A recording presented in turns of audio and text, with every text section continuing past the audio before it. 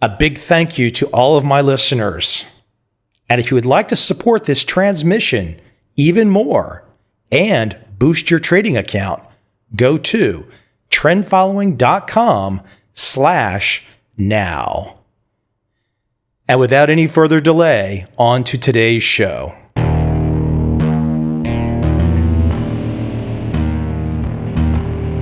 This is Trend Following Radio, where great thinking comes alive. Nobel Prize winners, legendary traders, best-selling authors, and the pros that know what drive us irrational human beings. I am your host, Michael Coveil. Not filtered, raw, honest. That's my passion.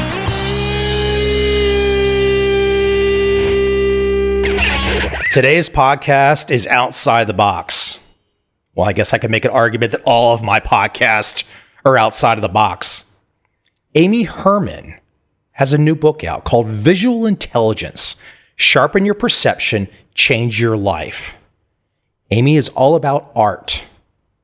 Amy takes art, basically puts it in front of a classroom, and gets people to think differently. How could Monet's water lily paintings help save your company millions?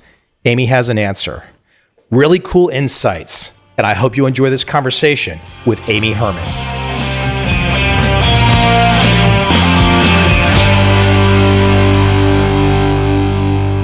So Amy, I just got back from Taipei, Taiwan. I stayed at a hotel that I normally wouldn't want to stay in, a W hotel. They're fine, they're nice. I mean, I guess a cool place to be. I don't really like to be that cool. But before I had picked up your book, before I had dug into your book, I was laying in bed in this nice room, and I was thinking to myself, how many LED lights can I count that are on in this room? It must have been 20.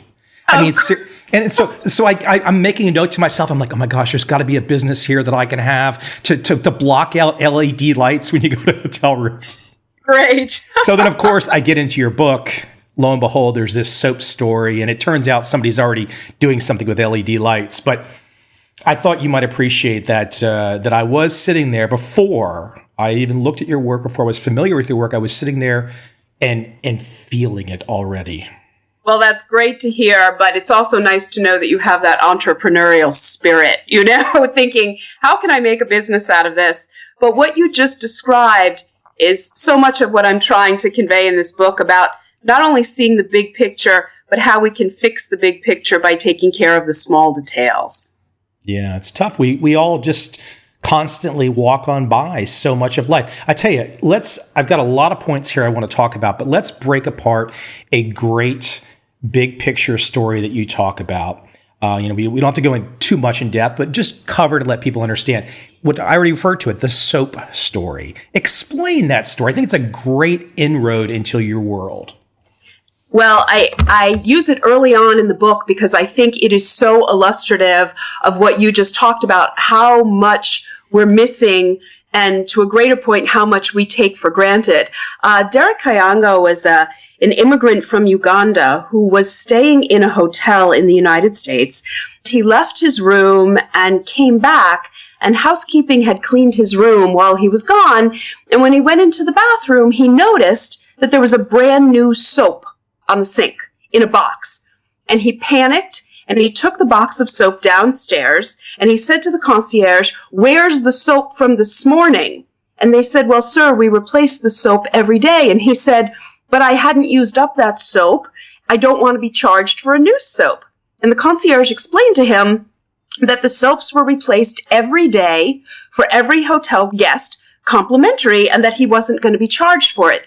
And he went upstairs to his room and he started to cry because he thought about how rare soap is in Uganda and how many people suffer for lack of hygiene, and there's just not enough soap to go around. And he said, how could they be so wasteful? Every single hotel guest, every single day, in every single hotel in the United States, how much soap is being wasted?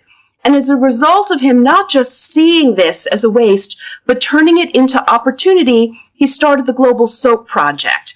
It has expanded to 32 countries on multiple continents, and it has changed the hygiene and disease situation. It has improved hygiene and the prevention of disease, all because this man not only saw a situation, but he turned it around for the good. And it was about the big picture and an item that we take for granted every single day. Now, you had not had the opportunity to train him. He was wise enough to already be down the path of being so observant, huh? That's right. I did not train him, but when we told him about the book that I was writing, his story just fit so perfectly early on, because it's not just the idea of cops and doctors and people in the intelligence community being able to see more carefully. It's everyday people in their everyday world. Let's dive into your backstory some. So here you are. I think people already understand that you want us to be more observant. There's so many things we're missing, and sometimes if you just have a fresh outlook, you can see so much. And that's kind of just the glossy view of this. But you have taken a very specific art historian, right? Yes. So you've taken a very specific task. I don't know. It's not a task. I mean, people looking at art is something very enjoyable. But right. Looking at art and then connecting the dots. And there's actually science behind this. There's academic research behind this. Getting people to look at art and then finding that there's an increased awareness that you can actually stimulate and move yourself along the path towards being more aware. And there's so many benefits to this, of course. That's the flying high across the Pacific Ocean, 37,000 foot down look. How did you connect these dots? I mean, this is really out of left field. It is and it isn't. I had studied art history in my undergraduate curriculum. I had an aha moment when I was a sophomore in college, and I saw these paintings, and they literally took my breath away. And as I pursued my legal studies, I went to law school, I was a corporate litigator, the idea that art is really powerful stayed with me. Art in itself is evocative and powerful, whether you have a trained eye or not. And the way I was able to connect the dots is I eventually changed my career and went from practicing law to museum education.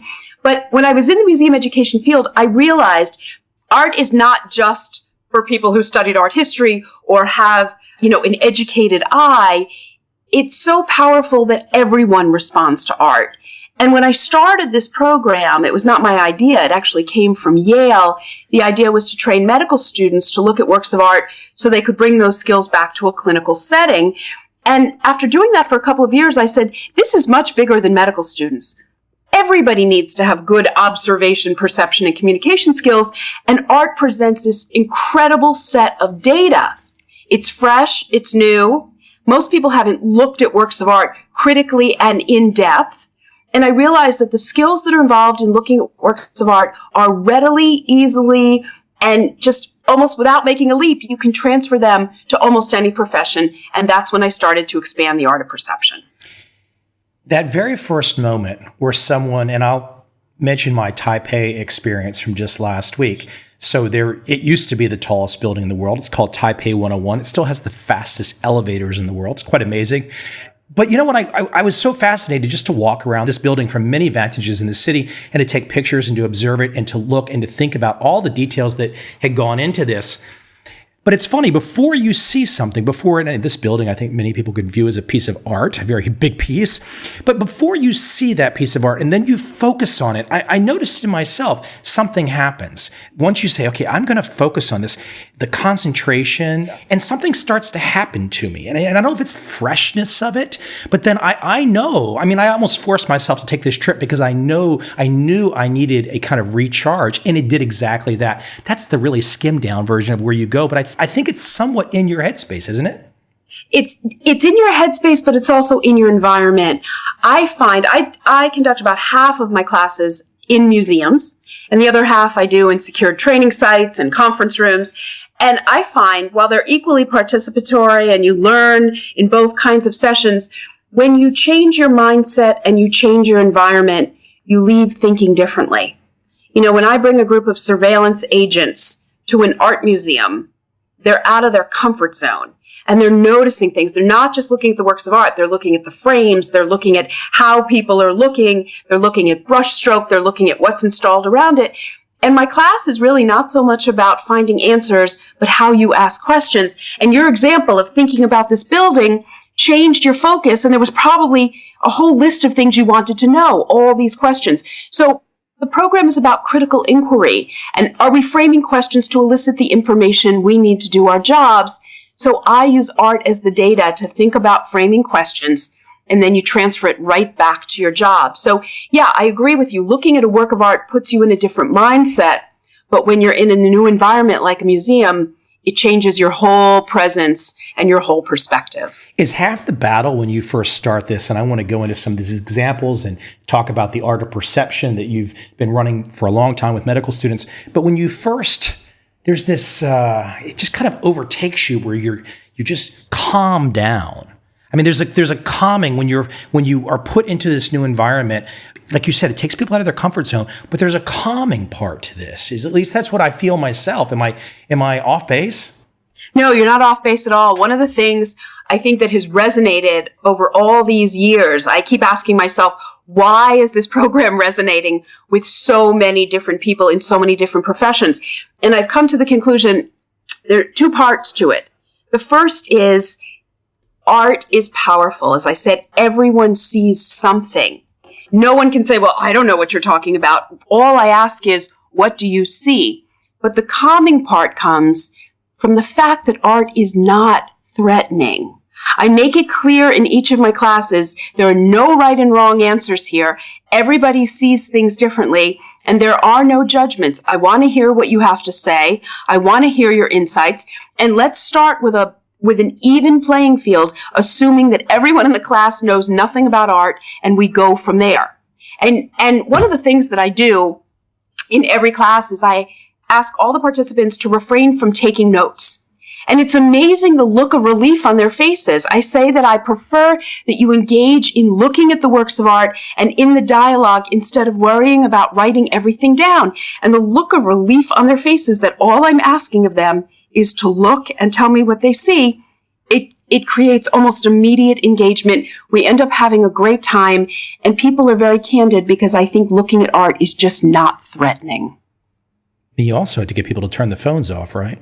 Yes, I do. And it's amazing because in the beginning of some of my classes, especially when the classes are mandatory, people are on their phones and looking and waiting. And then I put the slides up and the phones go down. And then I see the phones are turned off and then the phones are put away. It's really quite gratifying to watch that happen because there's no digital technology needed for my class. It's all about your eyes and your brain and your ability to communicate. I think we all get so fascinated with technology. Technology is thinking for us and all this. And I still think it's pretty much bits and bytes, and it's like an advanced spreadsheet. I don't care how pretty the pictures look, but nothing beats the brain when it's in action. That is correct. But, to write this book, I had to interview some neuroscientists because my publishers wanted somewhat of a scientific basis for what I was doing. And I said, but I'm not a scientist, but I was willing to do the research and lay the foundation, at least a layman's foundation of the science at work here. And the biggest takeaway that I had from talking to this Dr. Sebastian Sung at Princeton was when we were young and we learn about the eye, we learn about the retina and how it processes images and inverts the images. And he disabused me of a fact that I think, or an idea that most people have. The retina is not part of the eye. It's part of the brain. It is the brain, right? It is the brain. So by the time we're seeing images, our brain is already processing those images in the context of our associations and our experience. And yes, our prejudices and our biases. It's already being processed and channeled to a whole different place. It's not just a raw image of what we see. It's what do we think of it as well. Leonardo da Vinci, knowing how to see. In your book, such a simple expression, knowing how to see. We all think, maybe instinctively, intuitively, we all think we know how to see, but it's just not the case, is it? No, it is not. Da Vinci's phrase, sapere vedere, I always write it on a board in my room, in the classroom where I'm teaching, and I put a big X through it because I want to make it clear that I can't teach anybody how to see. Not only am I not qualified to do that, I'm not trained in optics or neuroscience or forensics, but what I can do and what I do using art as the data is what I call the 4 A's. 4 A's that I use to assess, to analyze, then we articulate the information, we speak, we delegate, we write a report, and then we adapt our behavior or we act. We make a decision based on the other 3. And in the last year, since I've written the book, I've added a 5th A for accountability.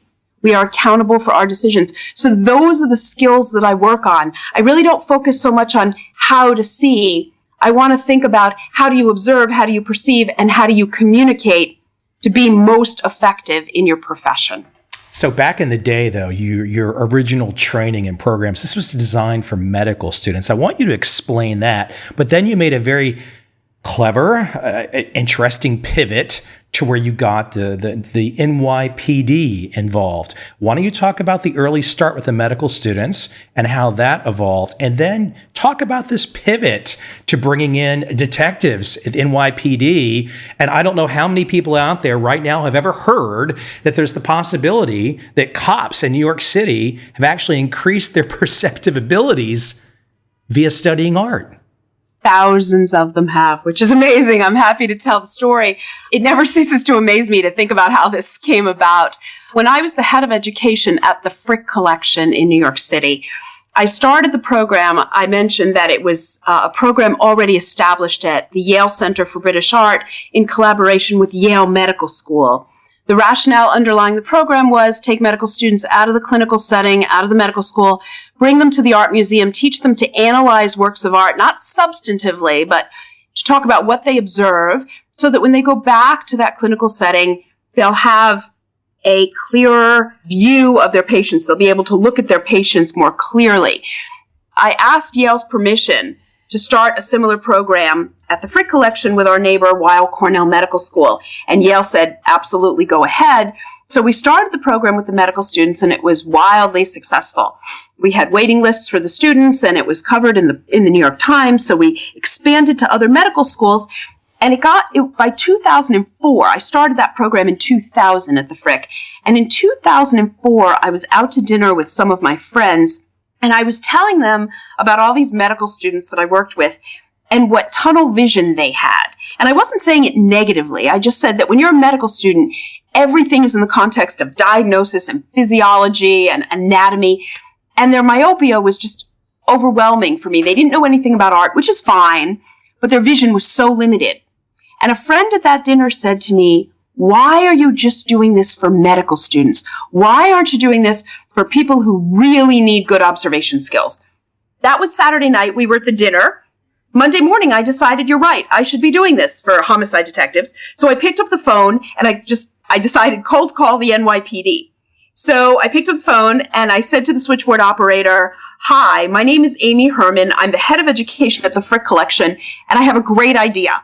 I train medical students to enhance their observation skills. I think it would be great for homicide detectives. Who should I speak to? There was dead silence on the other end of the phone. And I was transferred 7 times. Nobody knew who to put the art lady in touch with until I reached a deputy commissioner.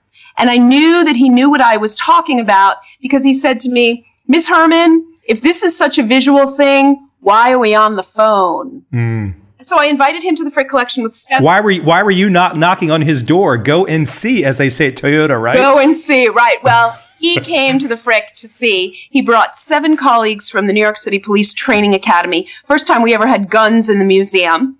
And 6 months later, every newly promoted captain in the NYPD had to take this class at the Frick.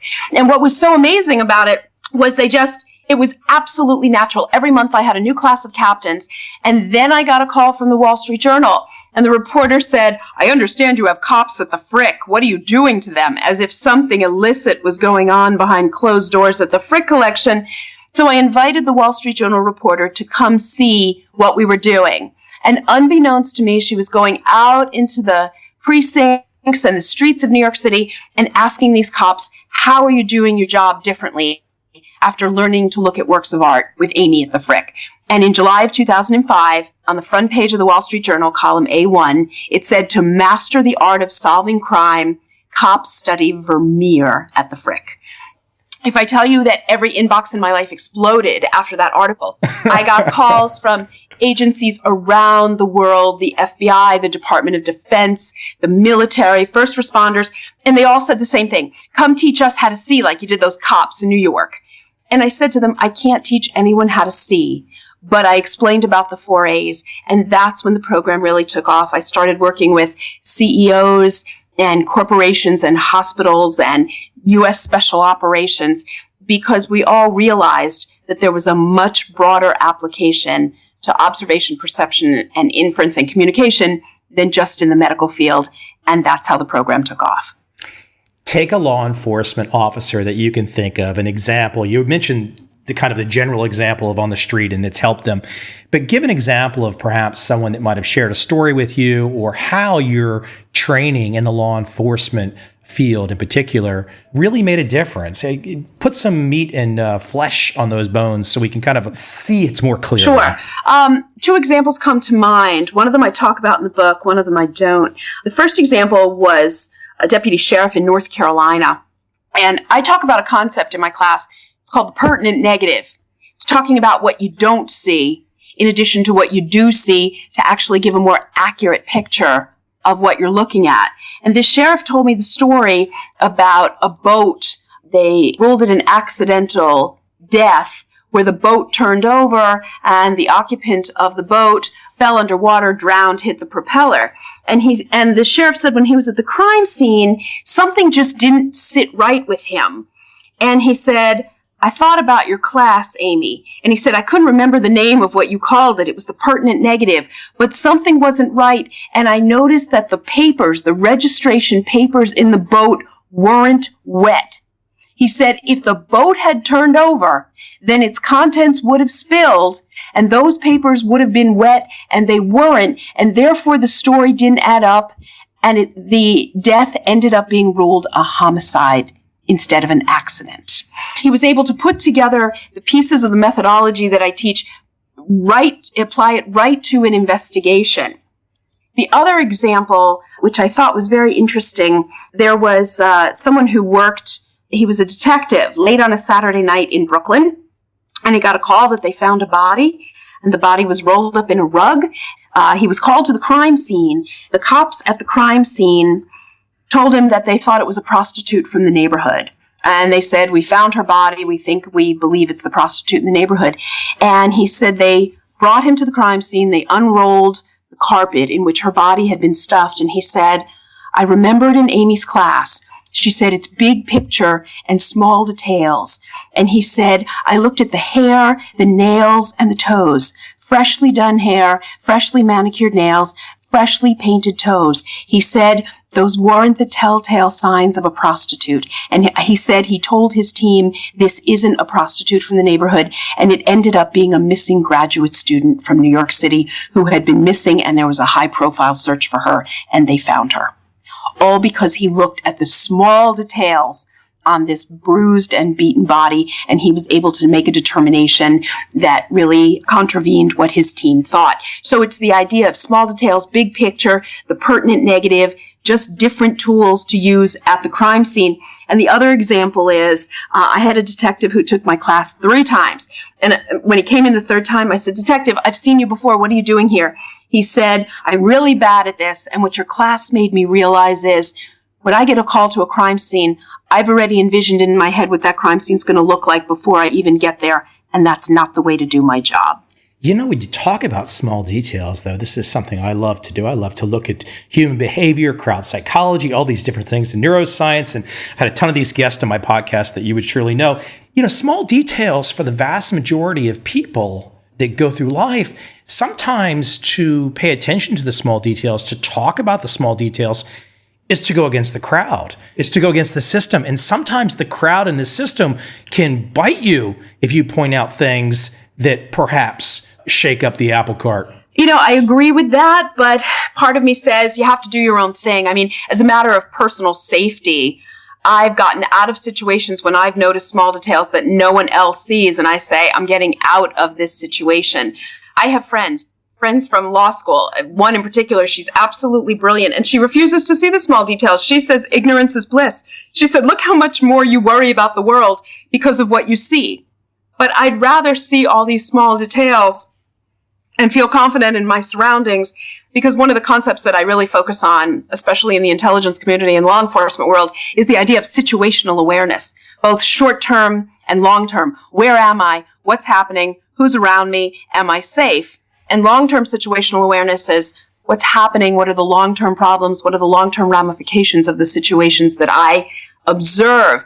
And I agree, it does shake up the apple cart. And sometimes I'm one of those people who, when they say, see something, say something, I say something all the time because I always see something. You know, the law enforcement community is grateful to people because that's how we're going to combat the threats that face our world. We need the eyes of everyone to be looking around and to be aware of their surroundings. You know, I'm thinking of an example that happened to me a few months ago. I was in Yangon, Myanmar, of all places. First time there, kind of landed late afternoon with my girlfriend, and we were kind of staying at a decent hotel, but we decided to do a walk outside. Well, Yangon doesn't really have a lot of streetlights. We got to an area where I've been around the block enough where I just kind of said to myself, this doesn't feel right. Maybe it was okay, but probabilistically in my mind, I knew situational awareness, things had just ratcheted up, and she starts making fun of me. She doesn't see anything wrong at all. But you know, it's one of those things when you've seen a little bit more, you start to lock it into the register. It doesn't mean you're being a worrywart or anything. And frankly, that's the only time that's happened to me, any time that I can remember recently.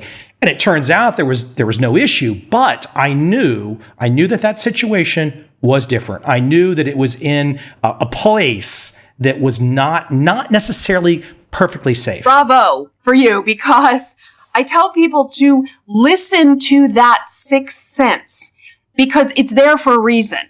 What happens is many people use the sixth sense in a professional context. And the problem is it's highly subjective, just as you said. You knew that something wasn't right, couldn't quite put your finger on it, but your situation changed, your surroundings changed. This light went on saying, you know what, we're not going to stick around here for too long. And so I talk about that sixth sense in the course. And what I tell the class participants is it's never enough in a professional context to say, you know, I had a really bad feeling, or my sixth sense told me don't go there. I tell people to listen to the sixth sense, but they need to be able to articulate with clarity and precision what that sixth sense is telling them. And I'll give you a real life example. In Berkeley, California, the kidnapping case of J.C. Dugard.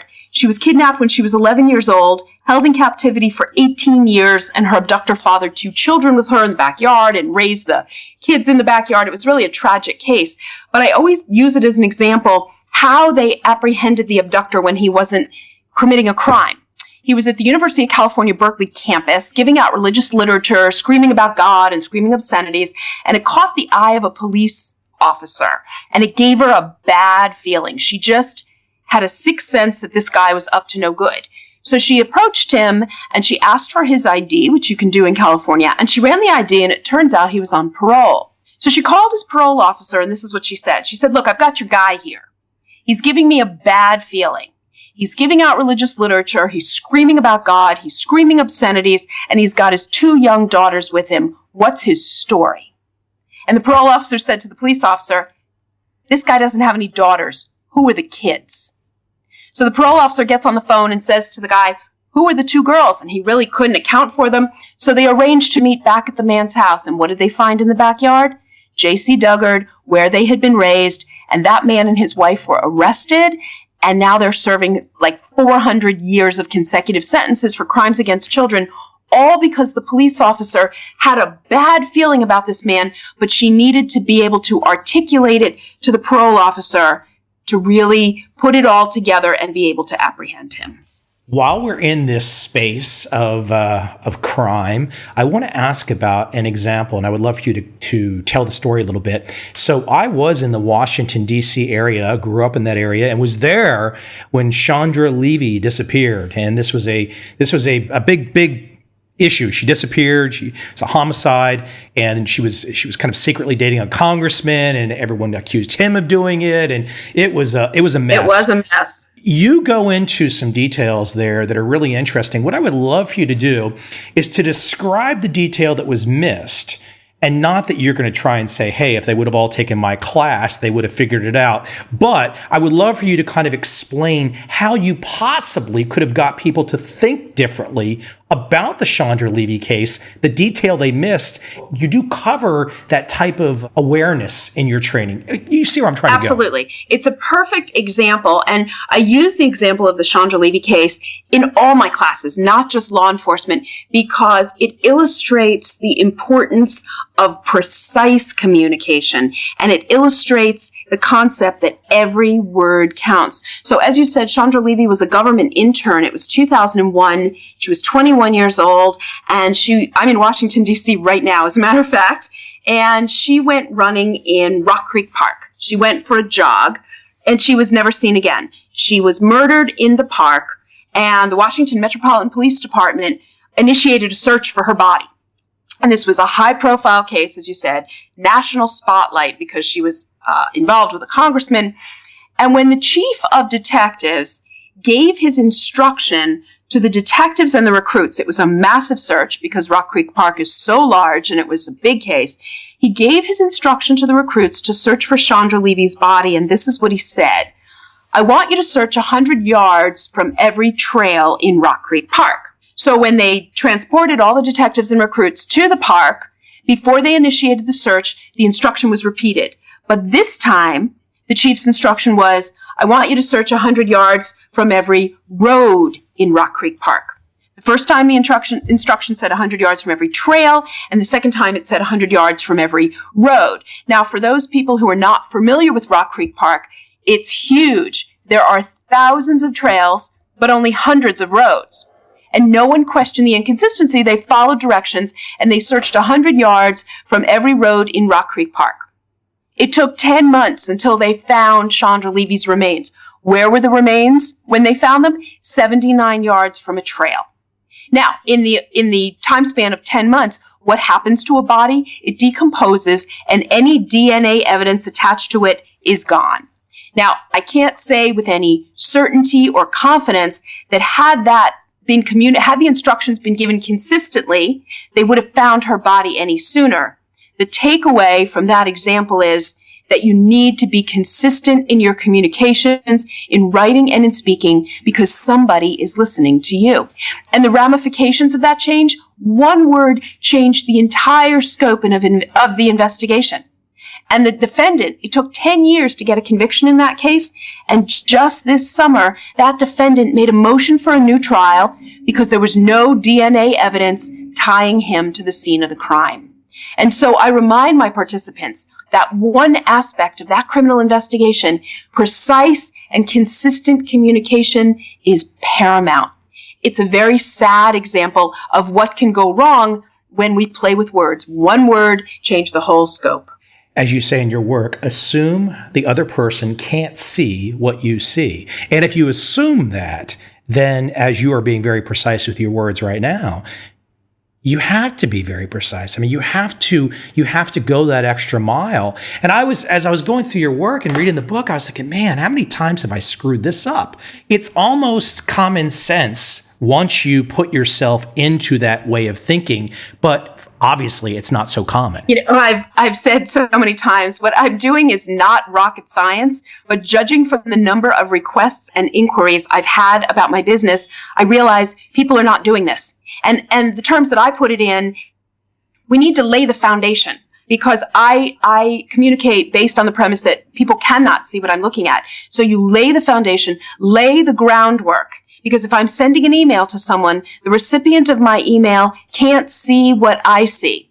There's always time to show how smart you are. There's always time to contextualize what you observe and talk about it and, apply it, precision, everything. But you need to lay the groundwork first. And what I'm noticing in all these groups that I'm working with, people have forgotten to lay the groundwork. They just want to jump in and show people how smart they are with the details and the nuance before really laying the foundation. Hey, by the way, was this a fight to get this book built? Because this is really high quality stuff. I mean, seriously, I've written 5 books, so I know how hard it is to get nice paper and color pictures and all this kind of stuff because I've not got it. It was a big deal. I have to say, because the art is absolutely integral, my publishers did not want to make this an art book, and I understand that. It's not an art book, but I said quality reproduction of the art is absolutely critical because that's the data that I use. And if I'm going to communicate my methodology, we need to have illustrative examples of what it is that I'm using to teach these participants. And so I'm very pleased with the quality of the paper. I wish the illustrations could have been bigger, but that's the art historian in me. I think the art serves its purpose of illustrating the points I'm trying to make. Let me tie this to art some, because we've talked about some interesting examples, and I want to bring it back to if people can imagine, okay, they're at a museum with you, they're in an art gallery with you, and you're going to start to walk people through the process. I'm actually in chapter 3 right now, and I'm looking at an interesting picture that before I knew what it was, it just kind of looks like a black and white, blurry kind of like, I don't know, Rorschach test. I can't really tell what it is. And then a few pages later, I start to understand what it is when some context is given, and I can better see what it actually is. Talk about that process that's taking place in the brain, that when you don't know, you're perhaps looking, you think you're analyzing, you think you're taking in information, you're still not seeing, but then at some point in time the light happens or the aha moment happens. Talk about that process with a particular piece of art. You can either go on the one that I just brought up or you can pick another one. Yeah, no, the one you brought up is a perfect example. I open every class with it. And the instruction that I give, I put the slide up on the screen and I say to the room, okay, put your right hand up in the air. And everyone raises his or her hand. And I say, put your hand down when you see something definitive and unequivocal that you could describe to someone who wasn't looking at this picture. Maybe 1 or 2 hands go down in a room of, say, 50 people. And then I say, for those of you who still have your hands up, I'm going to tell you what you're looking at in this picture is a mammal. And if you see a mammal definitively and unequivocally, you can put your hand down. And a few more hands go down. People aren't quite sure. And then the last clue that I give, I say, for those of you who still have your hands up, what you're looking at is a mammal with 4 legs. Maybe 1 or 2 more hands go down, but the majority of the hands remain in the air. So I tell them to all put their hands down, and then I reveal what they were looking at. And when you outline the picture, when I show the picture, it's actually a cow in the photograph. And I say, how many of you saw a cow? And very few hands go up. It's always fewer than 4 or 5. And the rest of the people did not see the cow at all. And the reason I start with this exercise is because a couple of years ago, I went to see a man named Apollo Robbins speak. Apollo Robbins was a professional con man. He started the evening, I attended with a friend of mine, and he started the evening with this exact exercise. And as soon as he put the slide up, he did the same thing. We had to raise our right hand, and he told us to put our hands down when we saw something definitive and unequivocal. And my friend put her hand down right away, immediately. And I was looking at the photograph, and I thought I saw a platypus or a kitten or an owl. I didn't know what the heck I was looking at. And my friend leaned over and said, I can't believe you don't see this. And first I was nervous, and then I started to sweat because this is what I do for a living. I help people enhance their observation skills, and I saw nothing. And when he revealed the cow, I understood that my friend sitting next to me saw that cow immediately, and I could have looked at the slide for 20 minutes and never seen it. So I begin with the premise, and I carry it through the entire course. No 2 people see anything the same way, and we can't take it for granted that we do. Nobody sees the world the way you do physically. And quite often, 2 people are going to walk away from the same situation with fundamentally different perceptions of what they've just seen. And my course gives you the tools to try to reconcile those differences. You know, there might be the smarty pants person sitting out there. I'm not saying it's me, but the smarty pants person that's saying, well, why do I'm not discounting, or I'm not saying that Amy's not right with these ideas, but the process of going through the exercise, I could see that there could be some people that perhaps think they can hack it, or they don't have to, as you say in your book, go and see. They want to get to the aha moment faster, quicker, without having to do the work. Do you bump into that some? I do. One example comes to mind, and in the 14 years that I've been teaching this class, I had one experience with this, and it just stayed in my brain. I put that exact slide up, and when I revealed the cow, everyone in the class was just, oh my goodness, how did I not see this? And one man crossed his arms across his body, and he looked really perturbed. And I said, "Is something wrong? Do you not see the cow?" And you know what he said? He said, "You're trying to trick me." He said, "Why should I listen to anything you have to say?" He said, "You're trying to trick me and show my weaknesses." And he was actually in sales. And I said, "I'm not trying to trick you. I'm trying to show you that there are multiple ways to see everything, that multiple perspectives make for better decision making. And if you're involved in sales, you need to know that your clients may see things differently than you do. And it would behoove you to recognize that there are multiple perspectives." And he wouldn't budge. He said, "No, you're trying to trick me and bring out my weaknesses, and I'm just not going to go for it." One time it happened in all these years. You are trying to kick everybody off the autopilot. Yes, I am. To walk down the street and try and observe the same street that you might walk down every day and try and observe something different every day. Yes. Yes, I do. And I was just speaking yesterday. I was at a book signing, and I think I gave the example. I had a group of pharmaceutical professionals from France a couple of years ago, and it was a 2-part course. It was the morning of a Thursday and the morning of a Friday. And at the end of the course on Thursday, I said, "I want you to notice one thing between tonight and tomorrow that you wouldn't have noticed before, and we're going to talk about it tomorrow morning." And when they came back on Friday morning, we went around the room, and I said, "Okay, what did you notice?" And it was in New York City. So there are myriad things to observe in a 24-hour period. And one of the executives raised his hand. He said, "I was at breakfast this morning, and I never noticed how much Americans take at a breakfast buffet." So that wasn't quite what I had in mind, but you know what? Whatever it is that we notice, it's one more thing than we saw the day before. Do you have any in this, even though I'm currently in Asia right now, but I catch a decent bit of CNN, because I'm always, as a former political science major, I'm always curious to watch the machinations going on in America.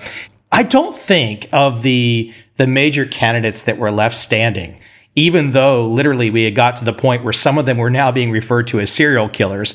I don't think any of the major candidates left standing were like, they'll have families, they have kids, they've gone to school, they're not killers. But it really is amazing how we have taken things to a level where we do have the blinders on. If that person fits what we think of as the bad guy or the good guy, no other detail really matters. We've got the blinders on, and that's it. And our perception, it doesn't exist. It reminds me of the line that I tell my son all the time: you never get a second chance to make a first impression. Our perceptions, it's very, very difficult to undo your perceptions. But what I have found, one of the things that I think is powerful about this course is when I use art as the data to show people how we can change our perceptions by stepping back and looking at the big picture and thinking about what we might be missing, I'm hoping that those very same skills can be used in a problem-solving context when you're ready to say, okay, this is how we're going to solve the problem. Here's the issue. Here's how we're going to solve it. I'm done.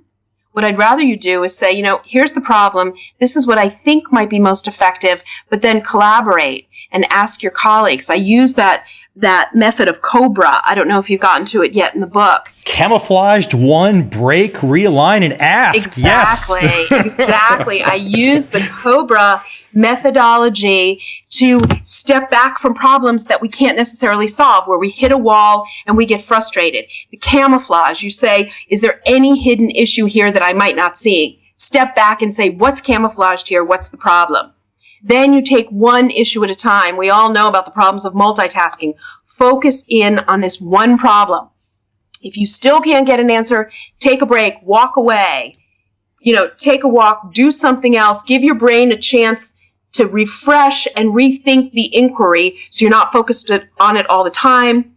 When you come back, realign your expectations and say, you know what, if I can't get to this result, maybe there's a different means to the end. And finally, ask someone else. Say, here's the problem I've run into. Here are the factors. Here's the issue. Is there something you see that I don't? And I find that I'm not trying to add a burden to anyone's problem-solving mechanism, but I find that if they can use this COBRA methodology, it's kind of a great way to address a problem from a different angle. Huge competitive edge to thinking this way. I think so. I hope so. a couple of the points, though, too, that I really took away, at least things that you know, but it's kind of a nice reminder. And, challenging assumptions, not assuming, and realizing so often perhaps the solution is like staring at you, right back at you, hiding in plain sight.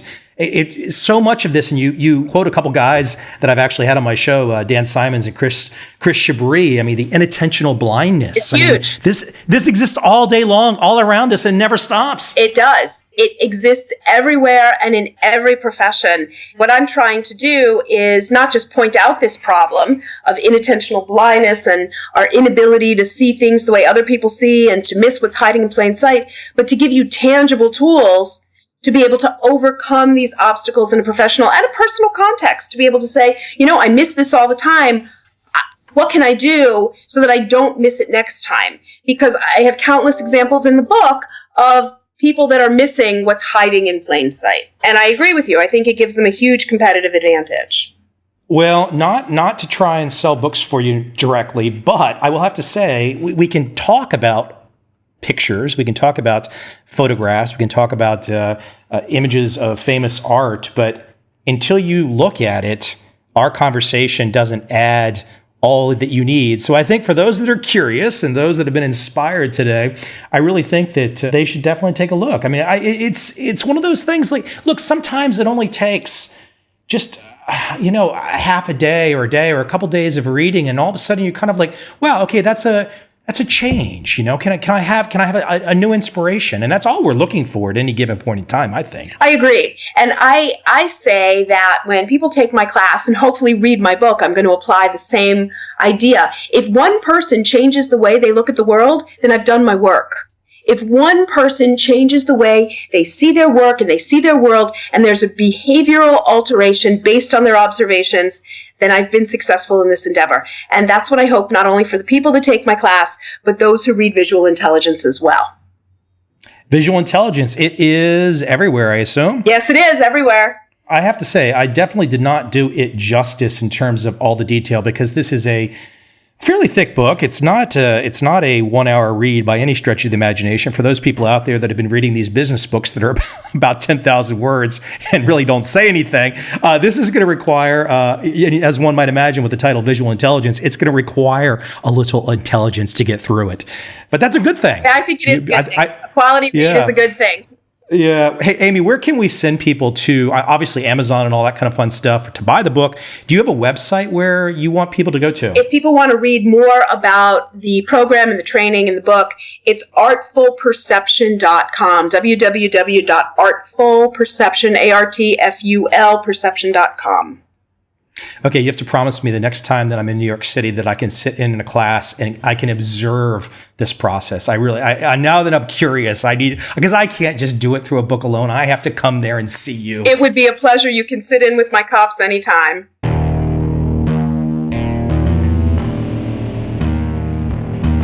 I see a time when those awake will understand how to make money in up, down, and surprise markets.